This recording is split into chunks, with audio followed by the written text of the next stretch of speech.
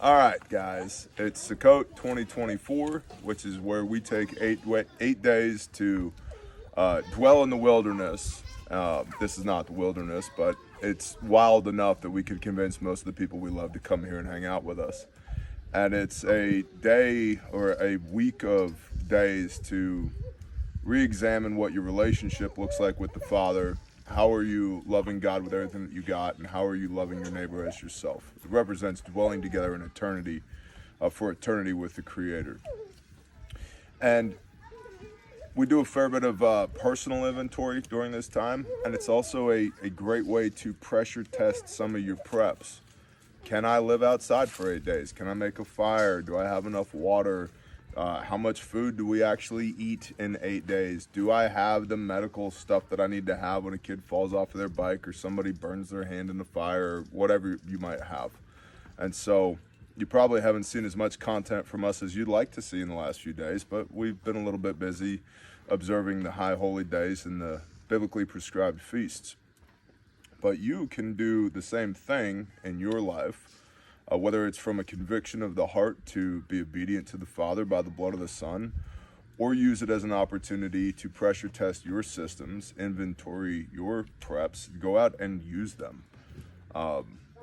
It's a great challenge, if you will, to just take a long weekend, a Friday through a Sunday, and just go camping and just use what you brought with you.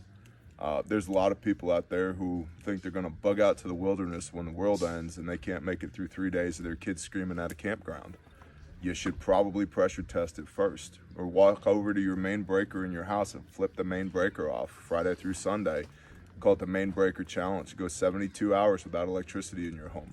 Any season of the year, especially fall, winter, and then the middle of the summer, because you're going to get hot, you're going to get cold, you're going to need to thermoregulate.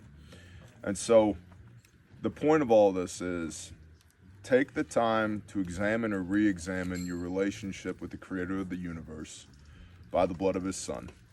And take the time to examine or re-examine what you actually have put aside from a preparedness standpoint to include medical. Because medical isn't just tourniquets and chest seals and pressure bandages, although it's certainly those things. It's as simple as if you get a cut, clean it. Cover it. Had a guy just used a burn bucket because he tripped and fell and put his hand out to stop himself, and he put his hand into the fire. Not good. Band-aids are psychological for children. They're not. Yes, we clean the wound, we cover the wound so that it can heal and doesn't get infected, for sure. But they're psychological. Like, do I have enough Band-aids? And the reason we prep is so that we can be a blessing to other people, so that we can operate from positions of strength, so that me and mine are good, which means I can now come help you.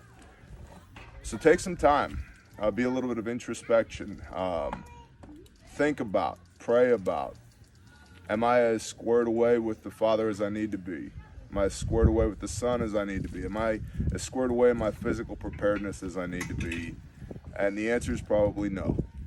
And then inventory, what do I have to do to be better at this? And praise the Most High that we all get, that His grace is sufficient for us.